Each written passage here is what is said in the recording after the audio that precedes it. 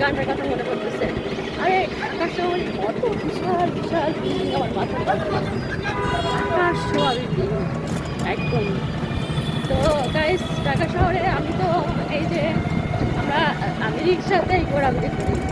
রিক্সাতে ঘুরলে আমার ফিল মানে খুব ভালো লাগে, ভালো লাগে। এই যে রিক্সাতে ঘুরতেছি, আমি যখনই বেরোই রিক্সায় নিই, আমারও সিএনজি ভালো লাগে না, রিক্সায় যত টাকা বেশি লাগে। তো ঘুরতেছি আজকে ফ্রাইডে, ফ্রাইডে যে কোনো মার্কেটগুলো আছে সেগুলো মার্কেটে যাওয়া ট্রাই করতেছি। ঘুরতেছি ঢাকা শহর ছোটো জায়গা,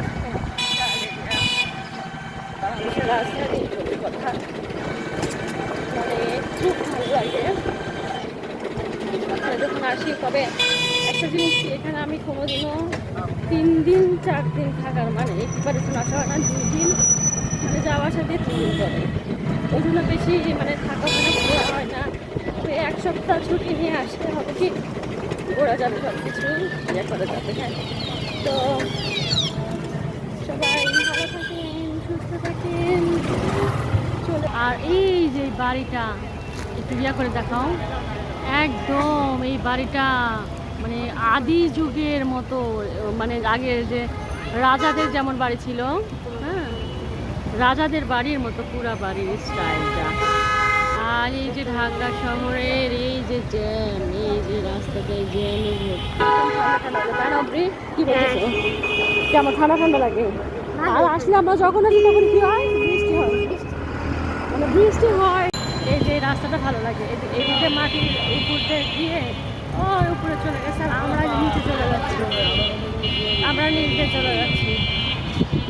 হ্যাঁ, শহরে আসলে ভালো লাগা। হ্যালো এভরিওয়ান, আসসালামু আলাইকুম।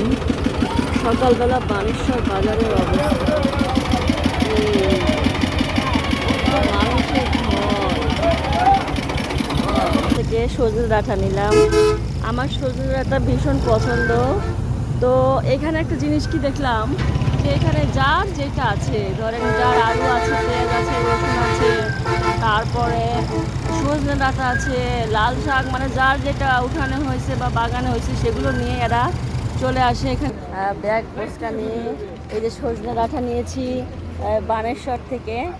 সজনে ডাঁটা নিয়ে এই যে অটোতে রওনা দিচ্ছি একদম ইয়েতে। আমাদের বাস চলে গেছে ওদিকে।